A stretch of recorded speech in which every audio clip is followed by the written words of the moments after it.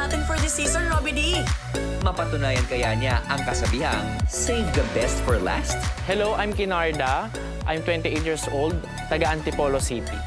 Sa umaga, nag-work ako as Human Resource Officer sa isang tech company. And then sa gabi naman, isa akong drag queen performer. Itong act na ginagawa mo, gaano katagal mo na siyang ginagawa? Almost 13 years ko na po siya. 13 years. Season 1 pala ng Pilipinas Got Talent. Fanay na talaga ako. Gusto ko na sumali.